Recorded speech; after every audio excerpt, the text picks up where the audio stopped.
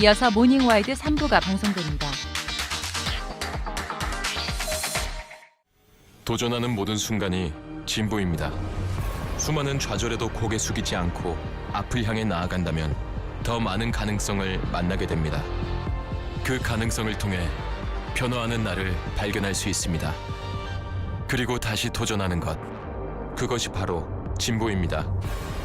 도전하는 순간 진보는 시작됩니다. 당신의 프로그레스는 무엇입니까? Hello, welcome to McDonald's. May I take your order, please? ご注文はお決まりですか？ Quarter pounder with cheese. Royale with cheese. I haven't had a Big Mac in a long time. How many filet-o-fishes did you eat? That's over several months, Ryan. In Puerto Rico, a McFlurry is called a Señor Flurry. 2 golden menus. McDonald's. McDonald's. McDonald's. They're McDonald's. I'm McDowell's. Are you gonna order something?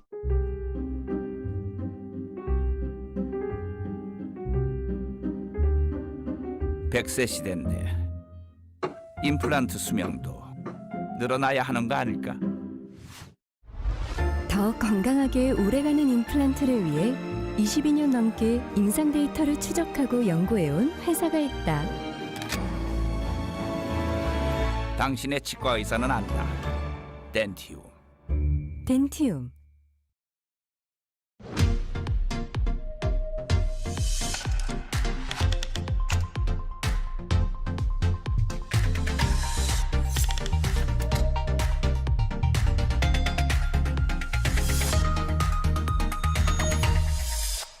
다운이 실내 건조 냄새가 걱정되면 세제까지 다운이 실내 건조 콤보 2배 탈취 성분으로 냄새 얼룩 제거는 물론 흡착 방지까지.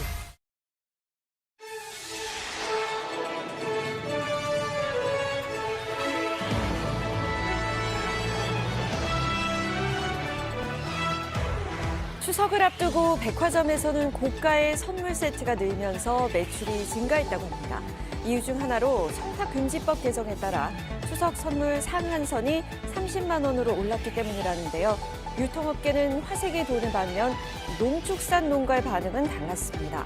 그렇다면 누구를 위한 법 개정일까요? 자세한 내용 날에서 취재했습니다. 고층 아파트가 즐비한 이곳, 금싸라기 땅에 수년째 방치된 대단지 아파트가 있습니다. 현재는 수풀로 덮여서 야생 너구리 서식지가 됐다고 하는데요. 취재 결과 이 너구리 집이 돼버린 아파트 단지의 시세가 3천억 원이고 심지어 정부 부처 소유인 걸로 확인됐습니다. 대체 왜 혈세로 지어진 건물이 방치되고 있는지 경제 시사 플러스에서 짚어봤습니다.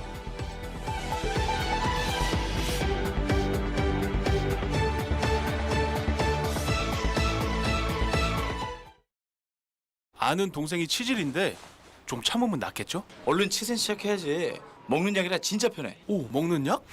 근데 이거 네 얘기지. 혈관을 튼튼하게 먹는 약 치센. 치질 참지 말고 치센. 당신의 일상을 행복하게 만들 단 하나의 가구를 찾아 리바트는 세계를 탐험합니다. 세계가 주목하는 디자인을 한 곳에서 만나는 리바트 세계가구관. 남들과 다른 나만의 취향. 오직 리바트에서만. 쓰던 가구도 버리지 말고 리바트 5구 가구. 잘 먹고 잘 자고 메이킨으로 잘 비우면 그게 바로 행복이죠. 변비, 복부편만 식욕부진 한 번에 싹! 메이킨! 오늘도 모레도 유쾌! 상쾌 통쾌! 변변 메이킨. 아이 낳으면 어른 된다고 누가 그래요? 저도 아빠가 처음인데요.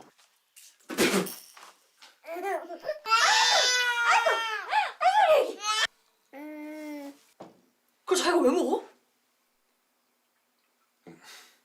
칼 타고 와가지고 먹이고 씻기고 재우고 다 했어. 애긴 왜 혼자 잠깐만. 살 안 찝히게 조심해. 알겠어. 나 수색대 출신이야. 그게 뭔데? 잠깐 잠든 거지 내가. 와, 뭐 하는 거야? 뭘 언제 가봤어? 아 시원해.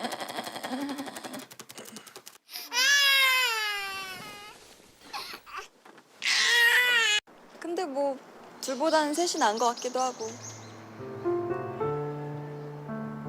하나 더 낳고 싶기도 하고. 오늘 밤에 일찍 재워.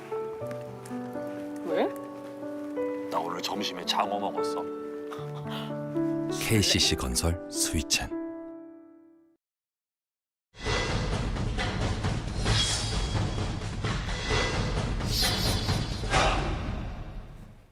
최근 추석 선물 코너에 가보면 고가의 선물 세트가 많이 늘었습니다. 바로 청탁금지법이 개정되면서 추석 선물 상한액이 30만 원으로 높아졌기 때문인데요. 공직자, 언론인 임원, 교직원들의 부정청탁 및 금품 수수 금지에 관한 법이지만 한도를 상향하면서 대체 누구를 위한 법인가에 대한 의문도 깊어지고 있는 상황입니다. 자세한 내용 날에서 취재했습니다. 김영란법이라는 게 일반인들에게는 크게 적용이 되는 게 아니잖아요. 엘리트들이 서로 주고받고 하는 거지. 갈비 한 짝에 100만 원이 됐든 200만 원이 됐든 그거 농가하게 큰 해당 사항이 없습니다.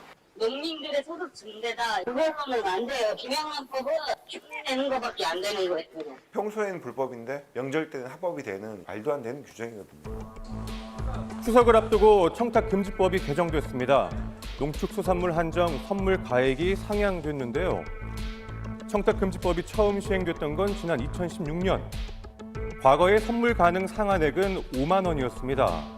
그러나 현재는 공직자와 언론인, 교직원들이 받을 수 있는 한도가 30만 원까지 오르게 됐는데요. 이에 따라 백화점에는 고가의 상품들이 즐비했습니다.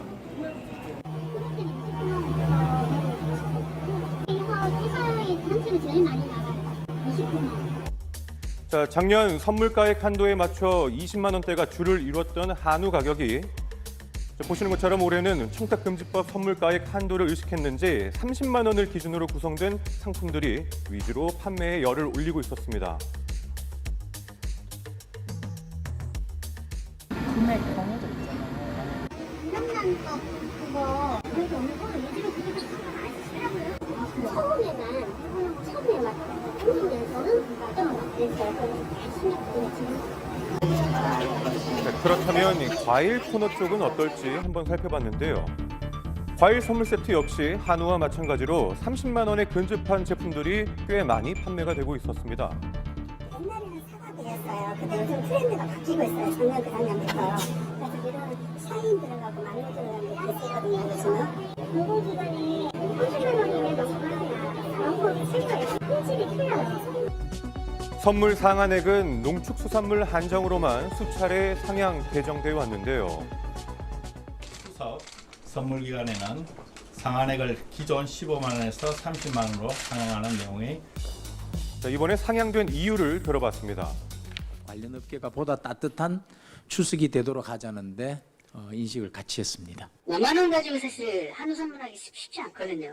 선물 가액을 정해놓으니까는 명절 소비가 줄게 되잖아요. 그거를 막기 위해 가지고 우리가 가액을 늘려달라 계속적으로 요구를 한 거예요.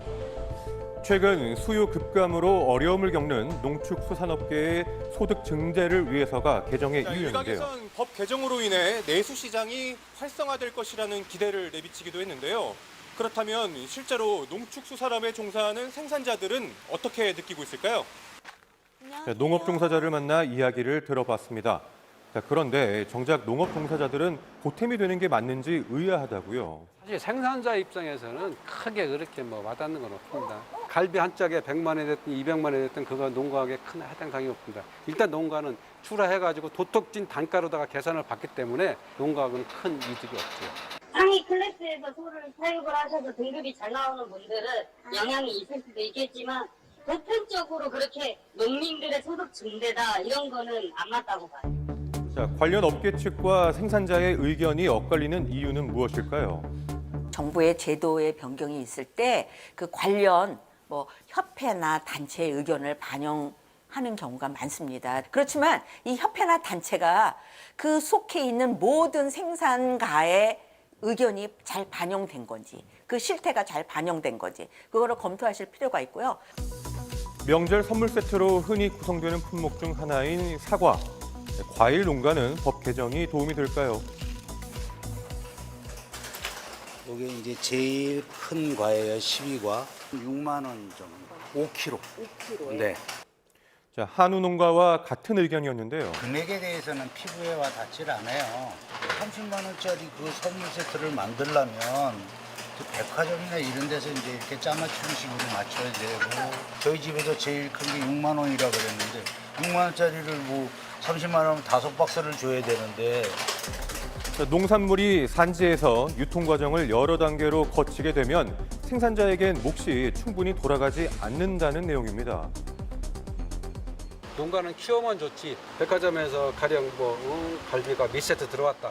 그렇게 작업을 해가지고 거기에 있는 작업비가 들어가야 되고 뭐 여러 가지가 들어가잖아요. 인건비가. 그런 거 포함해가지고서 이득을 남겨가지고서 납품을 하는 거죠. 실제로 유통 비용률은 적지 않았는데요. 예를 들어 10,000원으로 소고기를 샀다면 그중 유통 비용은 4,810원인 겁니다. 20-30만 원대 상품들은 물량이나 이런 것들을 더 늘리고 추가로 수급을 더 하고 뭐 그런 노력은 하고 있어요. S백화점은 89%, H백화점은 82.2% 판매율이 증가한 것을 확인할 수 있었습니다. 농민들이나 어민들에 대한 그런 문제는 결국은 산업정책과 농업정책으로 풀어야 할 문제이지 청탁금지법을 완화한다고 해서 이 농업이나 혹은 어민들에게 실제로 도움이 된다고 보여지지는 않습니다. 일명 김영란법의 입법 의도는 주지도 받지도 말자는 이 청렴한 공직 사회를 위한 것이었는데요. 그렇다면 이번 개정에 대해 시민들은 어떻게 생각하고 있을까요? 여러 가지 물가도 올랐으니까 그리고 화폐 가치 등을 생각하면은 30만 원 올려도 괜찮지 않느냐. 30만 원 올라가면 더 올라갈 거 아니에요. 한번 개정하기 시작하면 끝도 없이 올라가는 게 법인데. 법의 취지 자체가 너무나도 큰 거 주지 말자고 하는 건데 20만 원 넘어가 30만 원 넘어가 40만 원 넘어가 버리면 큰 뭐 고급 한우라던가 좋은 음식이 들어갈 수가 있잖아요. 이런 것들에 대해서 어떤 업무 처리함에 있어서 조금 더 좋게 해줄 수 있는 게 있기 때문에 자, 오히려 청탁을 독려하는 것이 아니냐는 비판의 목소리가 커지고 있는 상황. 직무 관련성이나 이런 것들 따지지 묻지도 따지도 말고 선물을 주고 받지 말자. 이게 청탁금지법의 핵심입니다. 왜 공직자들이 선물을 받아야 합니까? 실제로 그런 30만 원짜리 고가의 선물을 받는 사람들은 일반인이 아니에요. 고위공직자들, 뭐 군수나 시장 뭐 이런 사람들, 지방의원들, 그다음에 국회의원들. 경제를 살리겠다는 구실로 엄중해야 할 법이 흔들린다면 부정부패에 대한 모두의 저항감이 무뎌질 수 있음을 명심해야겠습니다.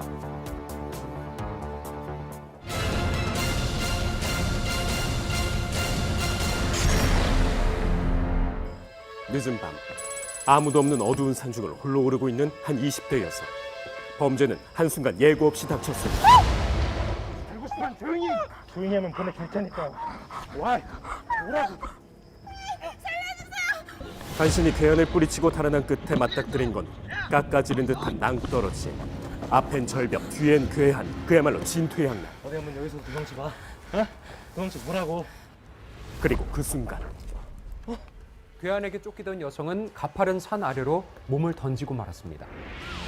절벽 아래에서 싸늘하게 굳어진 주검으로 발견되고만 피해자. 사인은 두부 손상에 의한 쇼크사. 목엔 역개 베인 상처가 있었고 입가에서 쓸린 찰과상이 발견되었습니다. 경찰이 입수한 단서와 정황을 미뤄봤을 때 괴한이 피해자의 입을 막고 목에 흉기를 대며 협박했고 모종의 이유 때문에 낭떠러지에서 떨어진 게 유력했습니다. 피해자의 신원을 조회한 결과 인근 회사에 재직 중이었던 사회 초년생으로 밝혀졌습니다. 사건이 발생한 문제의 야산은 피해자가 재직 중이었던 회사와 거주하는 집 사이에 있었습니다. 사건 당일 시간이 벌써 이렇게 됐네. 막차 놓치면 안 되는데. 늦은 밤 여성 홀로 인적 없는 어두운 야산을 오른 이유가 뭘까? 막차 놓쳤네. 늦은 시각까지 이어진 야근으로 대중교통이 끊겨버린 상황. 15분이면 집에 갈 수 있다는 생각에 야산 지름길로 들어선 피해자. 그게 그만 비극의 원흉이 되고 말았습니다. 범인의 흔적을 따라 야산의 절벽 인근을 들여다보기 시작한 경찰. 감식 중 발견된 범인의 족적. 마치 누군가 뒷걸음질한 것처럼 거꾸로 찍혀있는 족적 사이에 긴 끌린 흔적이 선명했습니다. 범인이 뒤에서 피해자를 붙잡고 어디론가 끌고 간 것으로 보였는데 현장에 남은 유일한 증거였던 족적. 범인을 추적할 단서는 되지 못했는데요. 신발 밑창 무늬가 보이지 않았습니다. 범인이 증거인멸을 위해서 밑창을 도려낸 듯 했는데요. 사전에 범행 준비를 마친 치밀한 계획 범죄였죠. 그날 밤 피해자를 벼랑 끝으로 몰아세운 범인은 대체 누굴까?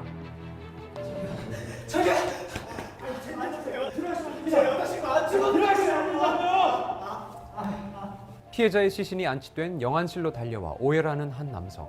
바로 몇 달 뒤 피해자와 결혼을 앞두고 있던 남자친구였는데요. 무슨 이유 때문인지 끊임없이 자책하고 있었습니다. 피해자와 마지막으로 연락한 게 언제입니까?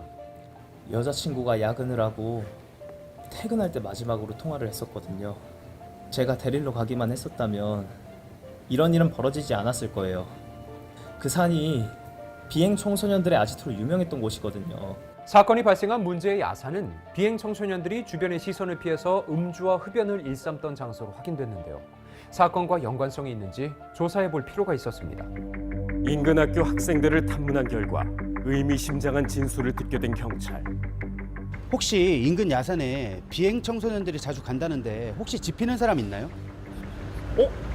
혹시 걔 아니야? 맞아. 걔 그날 무단조퇴도 했잖아. 사건 발생 당일 무단 조퇴했던 한 학생이 있다는 질문. 문제의 학생, 금품 갈취와 폭행에 의한 소년 보호 처분 전력까지 갖고 있었습니다. 걔 숨겼다가 일 크게 만들지 말고 얼마 있어? 빨리 꺼내봐. 여기 있어? 가방 있어? 걔가 맨날 거기서 애들 돈을 뺏었어요. 거기가 지름길인데도 항상 걔 때문에 피해서 다녔다니까요. 밤되잖아? 그럼 그 산으로 아무도 안 다니거든? 그땐 진짜 사람 하나 어떻게 돼도 내가 그런지 절대 몰라. 범죄를 저질러도 미성년자인 까닭에 가벼운 처벌만 받으면 된다는 말을 마치 무용담처럼 일삼았다는 문제 학생. 변호인 입회하에 탐문을 결정합니다. 피해자가 사망한 야산에 학생이 자주 갔다는 증언이 있습니다. 그래서 뭐 어쩌라고요? 그게 뭐 사람 죽였다는 뜻은 아니잖아요. 야산에서 몹쓸 짓을 해도 아무도 모른다. 이런 말 한 적 있죠? 아니 그거는 애들 사이에서 그냥 잘 보이려고 한 말이고 전 그날에는 뭐 그 산에 올라간 적도 없어요. 사건 발생일 산에 오른 적 없다며 혐의를 부인했지만 미심쩍은 상황. 그런데 피의자 주변인 탐문 도중 이내 의외의 용의자가 포착됩니다. 혹시 최근에 이분 특이사항 없었나요? 얼마 전에 파혼했어요. 파혼이요? 얘 남자친구 진짜 몹쓸 사람이에요. 사건 발생 3개월 전.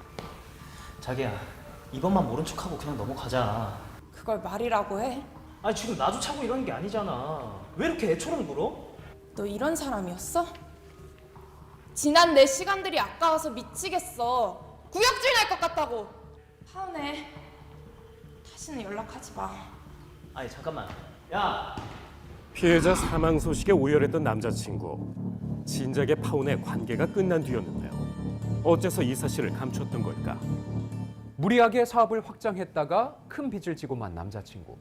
파산과 동시에 부도를 눈앞에 두고 있었는데요. 투자자들은 배임죄로 고소를 하겠다고 으름장을 놓은 상태였습니다. 아니 형 진심이야? 이렇게 많이 투자한다고? 일단 내가 준 돈으로 급한 불부터 꺼. 야, 너는 형님 없었으면 어쩔 뻔했냐? 형 진짜 고마워. 진짜 이거 어떻게 갚냐 이걸. 고향 선배가 선뜻 건넨 수억의 투자금. 남자친구는 간신히 파산을 면했는데요.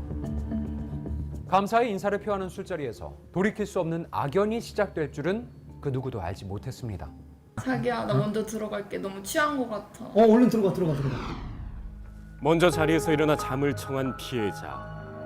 이상한 인기척이 느껴져 눈을 떠보니 남자친구의 선배가 눈에 들어왔습니다. 자기야!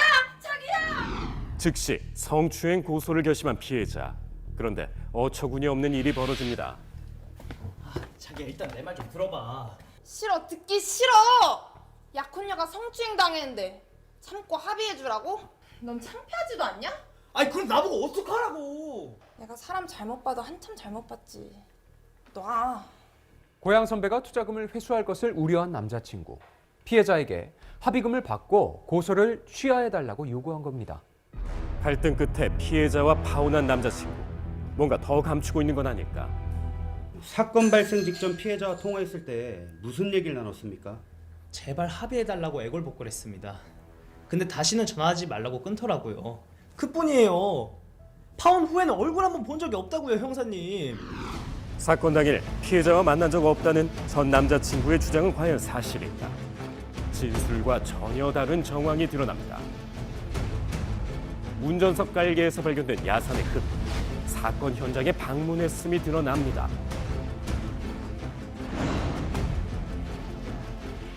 당신 차량 운전석 깔개에서 피해자가 사망한 야산의 흙과 동일한 성분의 흙이 나왔는데 이래도 그 산에 간 적이 없다고 말할 겁니까? 그래요, 가긴 갔어요. 근데 그건 걱정이 돼서 간 거예요. 그래도 저희가 아무리 안 좋게 헤어졌어도 제 약혼녀였잖아요, 형사님. 지금 그 말을 믿으라는 겁니까? 정말이에요, 형사님. 어떻게 해야 믿어주실 건데요? 납득하기 어려운 주장을 펼쳤지만 심증만 있을 뿐 물증은 없는 상황. 사건 해결의 실마리가 좀처럼 보이지 않는 상황. 경찰은 사건 당일에 피해자 사진을 부착한 목격자 수배 전단을 배포하는데요. 그리고 마침내 목격자가 나타났습니다. 무슨 일로 오셨어요? 제가 이 여자를 사건 당일에 목격했었는데 그때 이상한 일이 있었어요. 늦은 시각에 여자가 산에 올라가는 게 좀 특이해서 기억이 나요. 그런데 한 남자가 이 여성의 뒤를 쫓아가는데 뭔가 불길한 느낌이 드는 거예요. 피해자를 뒤쫓았다는 의문의 남성. 용의자 및 인근에 거주하는 우범자들인데 혹시 이 중에 봤다는 남성이 있나요? 이 사람이에요. 이 사람 확실해요? 네, 이 사람이 맞아요. 경찰이 제시한 인근 거주 전과자의 사진 중에서 목격자가 대번에 지목한 문제의 남성. 성범죄 전과 2범의 누범자일 뿐 아니라 사건이 발생하기 2달 전 전자발찌 착용 기한이 해제됐음이 확인됐습니다. 사망한 피해자를 뒤쫓아갔던 인물, 성범죄 전과자였음이 드러난 상황. 전자발찌 해제와 동시에 비뚤어진 욕망이 다시 불거져 나온 건 아닐까? 야산에서 사망한 채 발견된 피해자, 당신이 뒤쫓았다는 목격담이 있습니다. 그거야 그 사람 잘못 봤겠죠. 과거에 실수 좀 했다고 엄한 사람 범인으로 몰아가도 되는 겁니까? 범행 당시에 알리바이는 없었지만 범인이란 증거 또한 없었던 상황. 소년범, 전 남자친구, 성범죄 전과자, 이 세 용의자 모두 수상한 정황이 있었지만 범인으로 특정할 만한 증거는 없는 상황. 그때 한 가지 의미심장한 단서가 포착됐습니다. 예기치 못한 사건 해결의 실마리. 왜들 그러세요? 이 야산 수색 이후로 계속 가렵네요. 저도 그날 이후로 계속 가려운데 이상하네. 사건이 발생한 야산을 수색했던 경찰관 대다수가 가려움증과 동시에 피부염 및 발진 증세를 호소하는 상황. 피해자가 범인을 피해 달아난 숲풀 속에 작은 소참 진드기가 번식하고 있는 것이 확인됩니다. 피해자를 뒤쫓으면서 수풀에 발을 디뎠던 범인 역시 문제의 진드기가 몸에 전이됐을 걸로 예측한 겁니다. 경찰은 유력 용의자 3명의 피부를 정밀 감식하기 시작합니다. 그러니까 어떤 특정 지역에 서식하는 이 곤충이나 진드기 같은 경우는 대부분 같은 개체에서 이렇게 파생된 거기 때문에 유전적으로 아마 일치할 가능성이 높습니다. 근데 그런 진드기가 특정 질병을 유발한다라고 했을 때 만약에 용의자가 그런 유사한 질병을 앓고 있다라고 한다면 그 용의자가 진드기가 서식하고 있는 장소에 있었을 가능성이 높다. 이렇게 보기 때문에 많은 용의자들 중에서 그런 이제 연관성이 있는 용의자를 우리가 특정할 수가 있는 것이죠. 작은 소참 진드기에 의한 피부염 증세를 보인 단 한 명의 용의자. 사건 당일 피해자를 뒤쫓은 성범죄 전과자였습니다. 성범죄 전과자의 집을 압수수색한 결과 밑창이 도려진 신발이 발견돼 범인임이 명백해진 상황. 하지만 자백은커녕 용서받기가 어려운 궤변을 늘어놓기 시작했습니다. 도대체 왜 이런 일을 저지른 겁니까?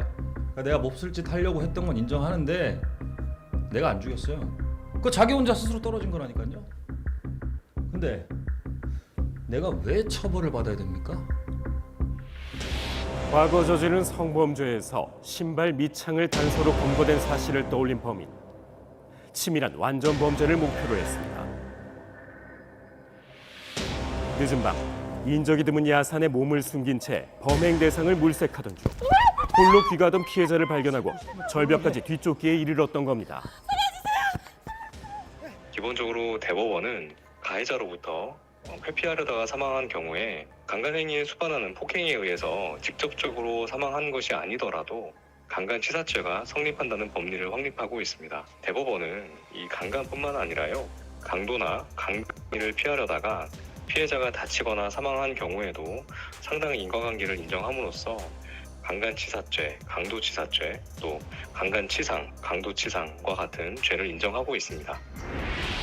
그날 밤 비뚤어진 욕망에 잠식당한 범인이 벼랑 끝으로 내몰아 살해한 건 아무 죄 없이 무고한 피해자인 동시에 무너져버린 그 자신의 양심이었습니다.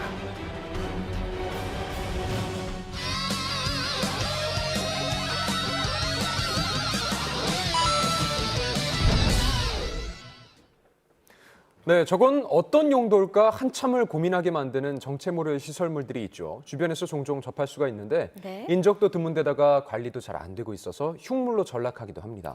네, 수십억 원을 들여서 시민들을 위해 만들어졌던 곳도 많았는데요. 네. 심지어 수도권 도심의 이 금싸라기 땅이 흉물로 방치되고 있어서 시세 3천억 원인 부지가 놀고 있다고 합니다. 자세한 내용 경제시사 플러스에서 확인해 보시죠. 광주 대구 고속도로를 주행하다 보면 정체를 알 수 없는 건물이 보입니다. 특이한 모양에 의견이 분분한데요. 저거 아니야? 그 성당? 바나나 우유 닮은 것 같기도 한데요. 좀 계란 같은데요. 우주선 같은데요? 그 정체를 밝히기 위해서 제작진이 직접 찾아가 봤습니다. 사거리가 나오지 이건 바로 신호등에. 지도에도 나와 있지 않아서 가는 길을 찾기가 쉽지 않은데요. 어디로 가야 되는지 모르겠어. 수풀을 헤치면서 숨어있는 길을 찾아내야 하죠. 이게 사람 다니는 길이야? 너무 힘든데? 어렵게 도착한 건축물이 위치해 있는 동산. 대체 뭐길래 이렇게 꽁꽁 숨겨놨을까? 눈앞에서 봐도 대체 뭐에 쓰이는 건지 유추하기가 어렵습니다. 아무래도 직접 들어가서 확인해 봐야 될 것 같은데요. 인적이 드문 듯 한적한 이곳의 정체는? 아, 동화산 전망대라고 하네요. 이렇게 계단을 올라가 보면 탁 트인 낙동강 전망을 볼 수 있다는 전망대였습니다. 그렇다면 논란이 많았던 이 모양은 뭘 본뜬 걸까요?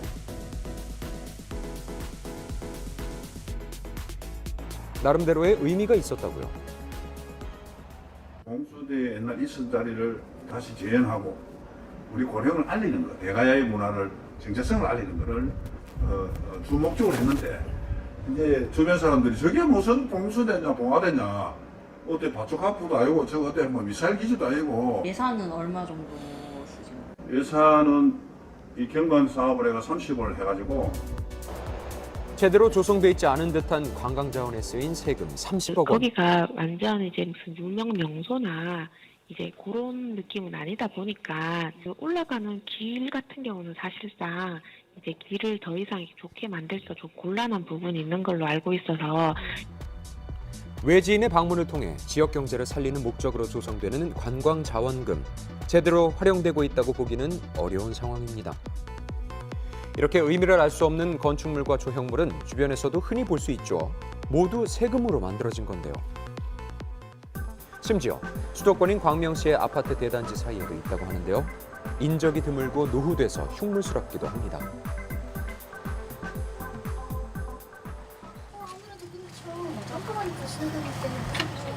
이 안에서 어떤 일이 일어날 수도 있는 거죠. 그래서 이제 혹시 범죄가 일어날 수 있지 않을까. 우리 동네도 그 너구리가 넘어오거든요. 너구리가 나와요? 네.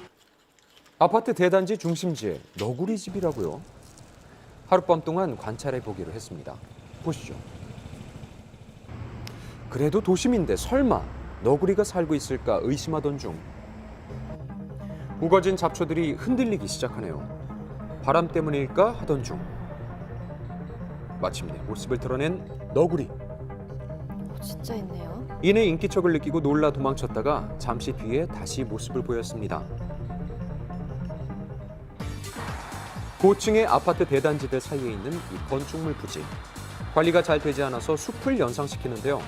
그러다 보니까 너구리의 먹이인 벌레도 많아서 이렇게 활발히 서식하고 있는 거죠. 철창으로 문도 굳게 닫혀 있고 또 들어오면 안 된다는 경고문까지. 이렇게 그냥 두기에는 아까워 보이는 부지인데요. 인근 부동산에 확인해 봤습니다.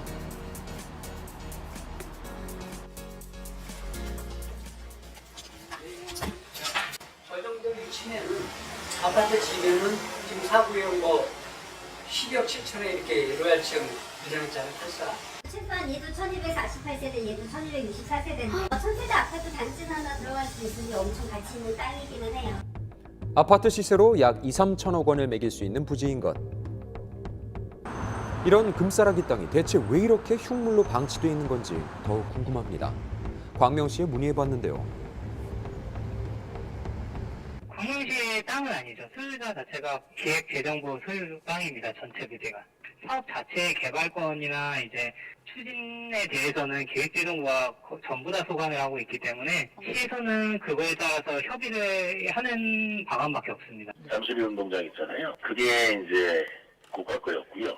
그다음에 서울 여성 임대 아파트 그 부지가 이제 서울시 거였는데 이게 두 개가 교환이 됐어요. 즉 이곳은 원래 서울 여성 임대 아파트였다고 하는데요. 80년대 구로공단에서 일하기 위해 서울로 올라왔던 여성들이 많아지면서 서울시가 복지 차원에서 지은 아파트라는 겁니다. 당시 임대료가 저렴해서 입주 경쟁이 치열했지만 이후 퇴거 조치 명령이 떨어지면서 심한 반발을 뒤로한 채 지금은 모두 퇴거한 상태. 대화로서 모든 것을 해결하라! 해결하라! 해결하라! 해결하라! 저희는 오늘 갈 곳을 잃었습니다. 이런 저희더러 어디를 가라는 말입니까? 왜 아직까지 그 어떤 개발도 하지 않고 있는 걸까요? 잘 모르겠네요. 그러니까 너무 옛날 얘기고 일단 지금 당장 저희 부서 사업이 아니어가지고. 결국 어떤 계획 때문에 폐쇄됐던 건지 과거 입주민도 제작진도 듣지 못했습니다. 부동산 흐름이 가장 좋았던 20년도가 돼서야 기재부의 잠실땅과 맞교환했다는 이야기를 들을 수 있었는데요. 아니 나중에 비싸게 하려고 지금 개발하고 있지 않는 거 아니냐. 당장 뭐 할 것처럼 사람들 싹 내보내고 한 1년, 2년 동안은 기대가 많아서 뭐가 들어오네 어쩌네 말이 많았어요. 근데 지금 벌써 근 10년이잖아요. 기재부 소속으로 넘어가고도 3년 이상 방치돼 있어서 혼란스러운 주민들. 그래도 아직 구체적인 계획이 나온 게 아니고 개발을 하겠다고 발표를 한 상황이니까 뭐 그 정도 아마 말씀드릴 거예요. 복잡한 소유 관계 속 개발만 더 늦춰지고 있습니다.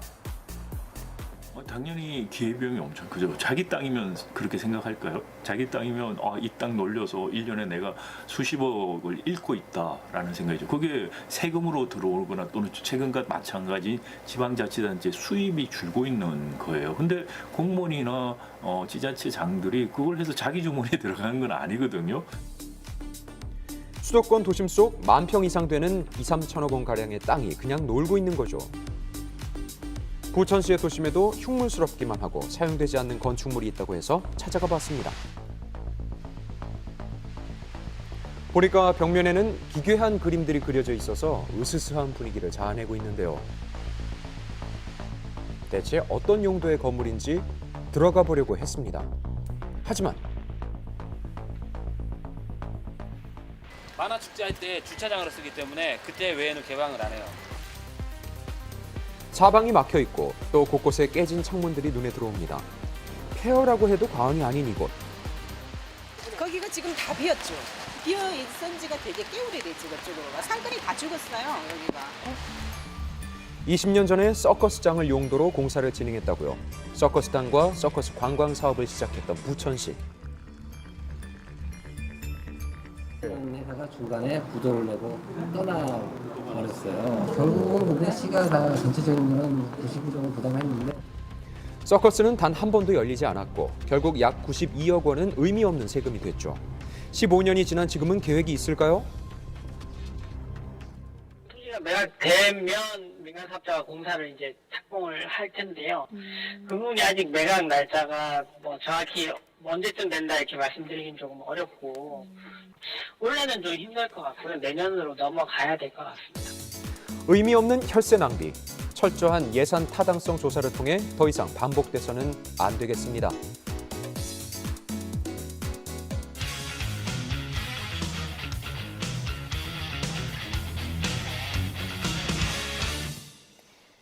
연예뉴스 강경윤 기자와 함께합니다. 첫 소식 걸그룹 르세라핌 소식인데요. 일본에서 데뷔한 지 얼마 되지 않았는데 아주 뜨거운 반응을 얻고 있다고요? 네, 그렇습니다. 일본에 정식 데뷔한 지 약 8개월밖에 되지 않았지만 앨범 판매량은 물론이고요. 단독 콘서트도 독보적인 기록을 세우고 있습니다. 자세한 소식 화면으로 만나보시죠. 르세라핌이 지난 7일 일본 3개 도시에서 열린 첫 단독 콘서트를 성공적으로 마쳤습니다. 6회에 걸친 콘서트는 약 6만 석이 모두 매진되면서 르세라핌의 티켓 파워를 입증했는데요. 엄청나네. 관객석을 가득 메운 팬들은 우렁찬 떼창으로 화답했고 단체 파도 타기를 하는 등 장관이 펼쳐지기도 했습니다. 이번 일본 콘서트 티켓은 한 장당 14,800엔에서 23,600엔으로 총 판매 금액만 한국 돈으로 약 100억 원에 달할 것으로 예상되고 있는데요. 현재로서는 완전히 탑스타 반열에 올라섰다고 할 수 있고요. 일본에서 하는 첫 콘서트였는데도 세계 지역에서 6회 공연을 추진했는데 시야 제한석까지 매진되면서 한층 인기에 불을 붙여나가는 상황으로 보입니다. konnichiwa, 르세라핌 데스. 르세라핌은 지난 1월 일본 데뷔 싱글을 발매하고 일본 시장에 공식 데뷔했습니다. 데뷔 싱글은 발매하자마자 K-팝 그룹 최초로 기준 출하량 25만 장을 넘기면서 일본 레코드협회 플래티넘 인증을 획득했고 2월에는 50만 장을 넘겼습니다. 그 결과 오리콘 차트에서 발표한 상반기 랭킹 세일즈 부문에서 한국 돈 110억 원에 달하는 매출을 돌파하면서 신인 랭킹 1위를 차지했는데요. 신인 랭킹에서 총 매출액 10억엔을 돌파한 여성 아티스트는 르세라핌이 최초였습니다. 지난 8월 발매한 2집 앨범도 플래티넘 인증을 획득하면서 빠르게 일본 음악 시장을 사로잡았고 또한 일본의 간판 음악 방송과 예능 프로그램에 출연하면서 현지 활동에 박차를 가했습니다. BTS가 소속된 하이브의 신인 걸그룹이라는 사실로 먼저 주목을 받았었고요. 이미 일본 아이돌 씬의 톱스타였던 사쿠라, 그리고 아이즈원으로 일본에서도 이미 많은 팬을 보유하고 있었던 김채원이 속해 있다는 소식이 전해지면서 빠른 시일 내에 팬덤이 집결하기 시작했습니다. 이제 활동 시작인 만큼 하라나 트와이스를 잇는 차세대 걸그룹으로서 일본 시장에 있어 큰 파급력을 갖추지 않을까 기대하고 있습니다. 일본에서의 인기를 확인한 르세라핌은 앞으로 홍콩, 자카르타, 방콕에서 단독 투어를 이어나갈 예정입니다. 영원한 젊은 오빠 가수 남진 씨가 신곡을 발표해 만났습니다. 안녕하십니까. 우리 모닝 와이드 시청자 여러분. 오랜만에 오늘 이 시간을 통해서 만나뵙게 돼서 참말로 반갑습니다. 반갑습니다. 어떻게 지내셨는지 궁금하고요. 또 건강해지신 것 같아요. 사실은 코로나 때문에 몇 년 동안 좀 힘든 시간이었잖아요. 그렇죠. 마음도 힘들었고, 더운 것도 힘들더라고. 이러면 안 되겠구나. 또 세월도 가면서 건강해야겠다 생각해서 체중도 좀 빼고. 몇 킬로 정도 빼고? 한 10kg 뺐어요. 운동도 하지만 제일 중요한 것은 안 잡숴야 돼. 잡수면 아무리 운동해도 안 빠져요. 맞아요. 77살의 나이가 믿어지지 않을 만큼 동년배보다 젊은 모습의 남진 씨. 신곡을 발표한 소감을 물었습니다. 혹시 가수들이 가장 욕심이 나고 바라는 것은 좋은 자기하고 맞는 곡인데 이번에도 우연히 아주 멋진 곡을 만나게 돼서 이별도 내 것. 또 하나는 용감한 자만이 미인을. 두비두비두비두루 정열의 불꽃처럼 마지막 사랑을 하는 노래예요. 이별도 내 것은 히트곡 가슴 아프게를 연상시키는 애절한 트롯 발라드 곡이고요. 이별도 내 것이니까. 용감한 자만이 미인을은 남진표 창법이 돋보이는 라틴 재즈 댄스곡인데요. 남진 씨의 흥겨운 댄스도 볼 수 있습니다. 절대로 놓치긴 싫다. 남자답게 나를 건들 거야. 저 진짜 한번 잘 치고 싶은데 이제 나이도 많이 잡사가지고 몸이 말을 잘 안 들어. 춤을 어릴 때부터 좀 좋아는 했어요. 우리 한참 학창 시절에는 트위스트가 유행해서 단단단단단단단단단 이렇게 트위스트 하도 쳐갖고 허리도 다친 적도 있는데. 남진 씨는 그동안 그대여 변치마오, 둥지 등 수많은 노래를 유행시켰는데요. 어느새 내년이면 데뷔 60주년을 맞는다고 합니다. 사람이 오래 하면 더 좋은 점도 있죠. 그러나 힘든 점도 많아요. 알면 알수록 더 힘들어요. 이제 조금 노래가 이런 거구나 하는 거 이제 알잖아요. 세월 속에서. 욕심도 생기고 또 만족이라는 건 영원히 없는 것 같아요. 이 곡은 좀 많이 특별하다. 이런 곡 혹시 있으실까요? 월남을 갔잖아요. 군대 생활을 하면서. 2년 만에 돌아와가지고 그 닌간계라는 게 불렀어요. 그래서 이 노래가 정말 국민가요가 될 만큼 큰 사랑을 받고 그런 행운을 얻게 됐죠. 저 푸른 초원 위 이러면 궁따라닥닥 삐약삐약 그렇게 막 유행이 대단했죠. 60년 전 어떻게 가수로 데뷔하게 됐는지 그 이야기도 들어봤습니다. 그냥 학교 다닐 때 배우를 한번 해볼까 해서 연극부에서 쭉 연극을 하고 한양대 연극영화과 다니다가 친구들하고 어디 놀러 가서 무대 올라가가지고 노래 한 곡 했는데 그 마스터 선생님이 저한테 학생 노래 한 번 안 해보려냐고 그래요. 그 놀러 가서 노래 한 곡 부른 게 이렇게 인생을 바뀌었죠. 남진 씨는 대한민국 최초의 팬클럽, 국내 최초의 리사이트 공연 등 우리 가요사에 남을 기록을 세우기도 했습니다.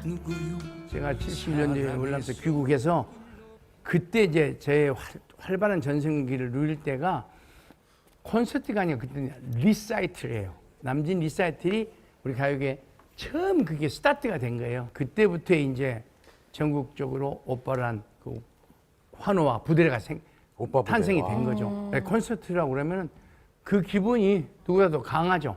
제가 스타트를 했기 때문에. 네, 원조 오빠 남진 씨는 다음 달부터 60주년 기념 콘서트를 시작한다고 합니다. 한 3년 공연을 못해서 사실 좀 힘들었어요. 다른 힘든 게 아니라 노래를 하는 사람이 노래를 안 하고 있으니까 굉장히 마음이 무겁죠. 그동안 60년 동안 받았던 사랑의 노래를 최선의 멋진 무대를 만들어서 팬들에게 보답하겠습니다. 영원한 젊은 오빠 남진 씨의 활발한 활동 응원하겠습니다.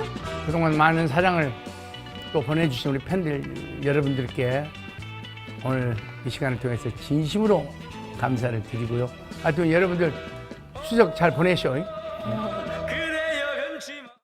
이 더운데 어디 가는겨? 이거라도 챙겨가이소. 여기 팥도 실어라. 일단 뭐. 내 아니면 누가 챙겨주겠는겨? 그런 소문이 있어. 현대백화점 상품에 세금이 사라졌다는 소문 듣고 오셨어요? 백화점 상품을 세금 없이 살 수 있는 곳, 바로 현대백화점 면세점. 현대백화점을 면세하다. 현대백화점 면세점. 잘 찾아오셨습니다. 인테리어 상담과 맞춤 디자인, 최고의 소재와 꼼꼼한 시공까지 백화점에서 쇼핑하듯 리바트 집테리어. 2022년 대한민국 초산 연령은 평균 33세. 공들여 쌓은 업무 경력과 자녀 출산 무엇 하나 포기하기 어렵죠.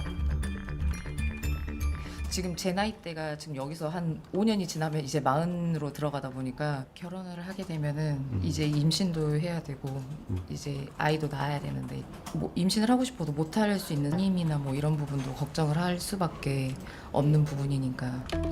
언젠가 건강한 자녀를 출산해 행복한 가정을 꾸리고픈 미숙 씨. 가장 큰 걱정은 아무래도 난임. 건강했을 때 난자 동결을 해뒀다가 그 이후에 좀 건강한 난자로 좀 건강한 아이를 가질 수 있지 않을까 해서 난자 동결을 한번 해봐야겠다. 고민 끝에 찾은 해답, 난자 동결. 여성의 난자는 매달 몸에서 하나씩 배란이 되지만 노화로 인해서 임신율이 떨어지는데요. 미리 노화되기 전에 난자를 채취해서 냉동 보관해 놓는 기술을 난자 동결이라고 합니다. 배란을 유도하는 주사를 투여해 평균 10개 이상의 난자를 채취한 뒤 알맞은 자녀 출산 시기가 올 때까지 극저온 냉동고에 보관하는 시술이죠. 가능하면 어린 나이에 배란된 난자가 더 건강한 걸로 생각을 하고 35세 전에 채취할 수 있으면 그게 가장 효과는 좋습니다. 2019년 599건에서 작년 1181건으로 약 2배 급증. 400만 원에서 500만 원 사이 실상 이게 금액적인 부분이 좀 부담스럽다 보니까 그래서 마련된 난자 동결 시술 지원 사업. 서울시 거주 여성 300명 대상 생애 1회 최대 200만 원까지 지원 중입니다. 미래의 임신과 출산이 아주 행복한 선택이 되었으면 하는 바람으로 올해는 저희가 9월 1일부터 시작했기 때문에 300명에게 지원해 나가지만 내년부터는 1000명으로 확대해서 지원해 나갈 계획입니다. 자세한 지원 조건 및 방법은 몽땅 정보 맞는 키 웹사이트를 참조하세요. 양질의 의료 서비스를 받기 위해 매달 내는 건강보험료. 과연 제대로 납부하고 있는 걸까요? 개인적으로는 월 한 12만 2천 원? 저희 집사람 같은 경우는 재산이 많다고 해가지고 내라고 해서 또 45만 원인가 따로 내고 있어요. 지역가입자야. 지금 한 48만 원 정도 내요. 공제하듯이 이제 회사에서 일부 내주고 저도 이제 부담하고 이런 식으로. 직장가입자와 지역가입자로 나눠지는 건강보험. 직장가입자의 보험료는 가입자가 절반을 내고 나머지는 소속된 사업장에서 내는데요. 직장 가입자 같은 경우에는 신고하는 보수를 기준으로 부과한 다음에 4월에 건강보험료 연말정산을 실시합니다. 직장가입자를 제외한 사람들은 지역가입자로 분류되는데요. 주로 자영업자나 프리랜서들이 해당됩니다. 보험료 전부를 본인들이 부담하고 있는 지역가입자들. 소득은 물론 자동차, 부동산 같은 재산까지 합산해 부과되고 있었습니다. 최근 건강보험료 때문에 고민이 많다는 20년차 프리랜서 이미숙 씨. 6월 중순쯤에 그만뒀어요. 그때부터 이제 소득이 없는 거죠. 1억이 넘을 때도 있고 아니면 5천일 때도 있고 들쭉날쭉하죠. 갭이 크죠. 실직 상태라서 보험료조차 부담스러운 상황. 수입이 없는데도 건강보험료가 똑같이 부과되는 이유는 무엇일까? 미숙 씨가 내고 있는 건강보험료는 21년도 소득을 기준으로 책정됐는데 그 이유가 있습니다. 공단에서는 현재 소득을 파악을 할 수가 없어요. 5월 달에 종합소득 신고를 하면은 국세청에서 다 정리를 하고 나서 10월 달에 연계를 받아서 11월 달 보험료부터 부과를 하고 있기 때문에 그러니까 21년에 발생한 소득과 22년에 확정된 재산을 기준으로 22년 10월 국민건강보험공단으로 통보가 됐고 이를 바탕으로 23년 10월까지 건강보험료가 정해진 겁니다. 프리랜서뿐 아니라 자영업자들도 같은 원리로 보험료가 부과되는데요. 21년에 비해 22년 소득이 줄어들었어도 21년 기준으로 보험료를 내다 보니 가계에 부담이 가는 상황이 발생하기도 합니다. 그래서 국민건강보험공단을 통해 보험료 조정 신청을 하면 납부액을 조정받을 수 있는 소득 정산 제도가 도입됐습니다. 휴폐업을 하거나 아니면은 해촉이 됐을 때 실제로 건강보험료를 납부하는 능력이 많이 떨어지잖아요. 그렇기 때문에 현재 납부 능력을 반영해서 저희가 신청하신 분에 한해서 예외적으로 저희가 조정을 하는 거고요. 만약 소득이 없어져 건강보험료 납부가 어려운 상황이라면 가까운 지사를 방문하거나 팩스를 통해 조정할 수 있는데요. 해당되는 서류들을 공단에 제출하면 보험료를 조정받을 수 있습니다. 신청한 날에 다음 달부터 조정이 돼서 예를 들어 이번 달에 조정 신청을 했다면 10월부터 변경된 보험료를 납부하게 됩니다. 12월까지는 조정된 보험료로 부과가 되는 거고 24년 1월부터는 22년도 귀속분으로 부과를 하다가 내년 11월에는 23년도 귀속분으로 이제 또 부과가 되는데 이때 차액을 환급받거나 추가로 부과될 수 있다고 합니다. 사정이 어려운 저소득자에 대해 체납액을 면제해주는 제도를 악용하는 얌체족도 있습니다. 실제로 고액의 연봉을 받는 프리랜서들이 보험료를 안 내는 경우도 많았는데요. 공단에서 현재 소득을 파악할 수 없다는 점을 이용해서 다른 소득이 있음에도 보험료를 감액을 받거나 PB양제를 등재해서 보험료를 면제받는 조정제도를 악용하는 사례가 오랫동안 지속적으로 발생되어 왔습니다. 건강보험료가 부과됐지만 이를 관뒀다며 보험료 납부를 피했던 프리랜서 A씨. 그 후 재취업을 해 막대한 수익을 올렸지만 그때마다 계속 해촉증명서를 제출했는데요. 그렇게 그는 3년 동안 보험료 단 한 푼도 내지 않았습니다. 이러한 거를 개선하기 위해서 저희가 이번에 소득 정산 제도가 들어온 거고요. 이렇게 조정하신 분들이 소득이 확인이 되면 PV양자 자격은 소급해서 상실을 하고 보험료도 추가로 고지하게 됩니다. 소득에 따라 공평하게 보험료가 부과되어 억울한 피해자가 발생하지 않길 바라봅니다.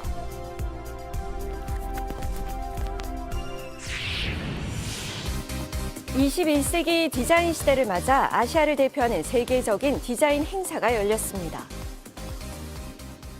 집 앞 축제라서 구경하려고 놀러 왔어요. 어떤 디자인이 작품처럼 보여줄 것 같은 그런 기대감? 광주 디자인 비엔날레 보러 왔어요. 제10회 광주 디자인 비엔날레 개막을 선언합니다. 역대 최대 규모로 펼쳐진 광주 디자인 비엔날레. 디자인을 만나다라는 테마로 50여 개국에서 195개 기업과 850여 명의 디자이너가 참여했는데요. 전시 콘텐츠가 2,700점이 넘는다고 합니다. 디자인이라고 하는 것이 우리의 삶에 굉장히 여러 군데 깊숙하게 관여되어 있는 것이다. 기술이 디자인을 만났을 때 펼쳐지는 우리의 세상. 그리고 그 기술이 녹아서 우리의 삶의 라이프 스타일이 되고 라이프 스타일이 굳어지면 우리의 문화가 되고 디자인을 넘어 우리 삶의 미래를 만날 수 있는 만큼 개막 첫날부터 많은 관심을 모았습니다. 요즘 뭐 AI하고 디자인이 어떻게 만나는 것도 궁금했고요. 또 라이프스타일의 새로운 트렌드를 여기서 제시해주고 또 비즈니스도 알려주고 하니까 기대감을 몽땅 갖고 왔습니다. 이번 전시는 디자인을 통해 미래 비전을 제시한다는 데서 더욱 의미가 깊은데요. 그래서 첨단 기술을 접목한 디자인이 많았습니다. 보이시나요?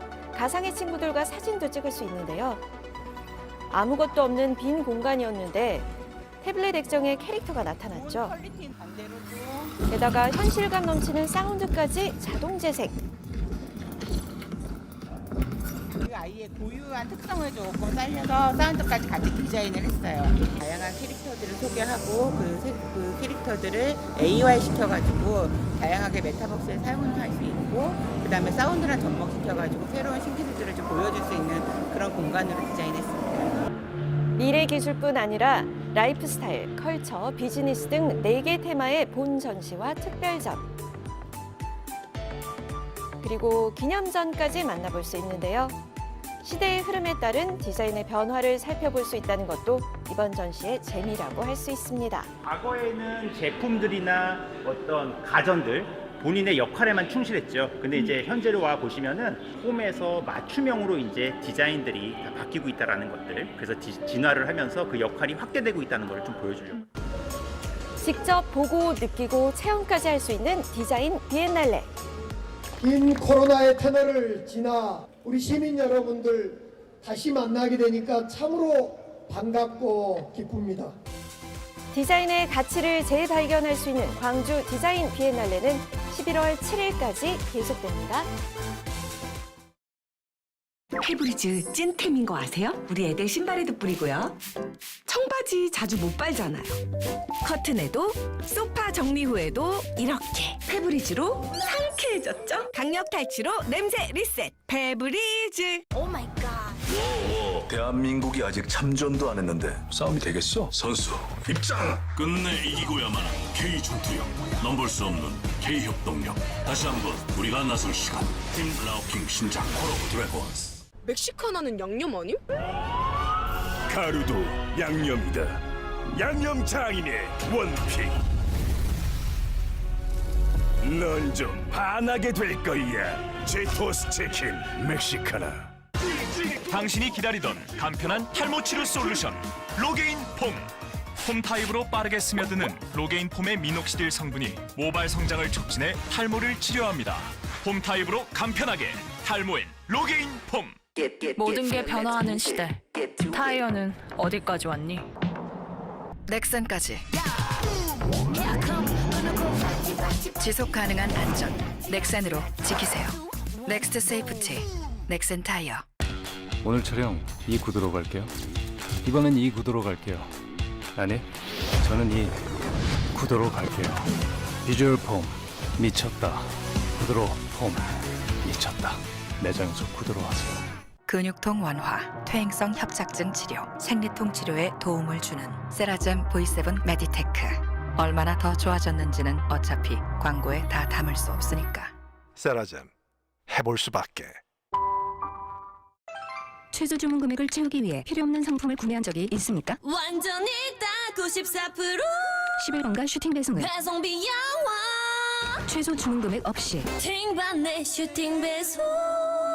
11번가. 저 몰라요? 우리 여행 갈 때도 결혼식 갈 때도 이 머리도 내가 해줬잖아요. 당신은 이미 글램팜을 만난 적 있다. 미용실에선 원래 글램팜 써요. 글램팜 집에서도 봐요. 피터팬에서 좋은 방을 추천한다는 건 더 많은 기회로 더 많은 사람들에게 또 다른 삶을 선물하는 것. 피터팬에서 중개사님을 초대합니다. 피터팬 덕분에 좋은 방에 삽니다. 늦더위가 한동안 기승을 부리더니 어제는 전국적으로 가을비가 내리면서 한풀 꺾였죠. 오늘은 대부분 지역에서 소강 상태를 보이겠지만 영동과 남부지방에는 저녁부터 다시 내린다고 합니다. 기온은 서울 낮 기온이 28도로 예년 이맘때와 비슷한 수준이 되겠습니다. 네, 이 비는 내일 다시 전국적으로 내린다는데요. 갑자기 이렇게 비 소식이 이어지면서 기분이 좀 가라앉을 수 있죠. 이럴 때는 기름지거나 단 음식보다는 견과류나 채소 등을 섭취하시면 도움이 된다고 하니까 참고하시기 바랍니다. 오늘 기분 좋은 하루 보내시고요. 저희는 내일 다시 인사드릴게요. 고맙습니다. 사랑했던 노래와 눈부시던 밤을 가만히 누워 바보처럼 울어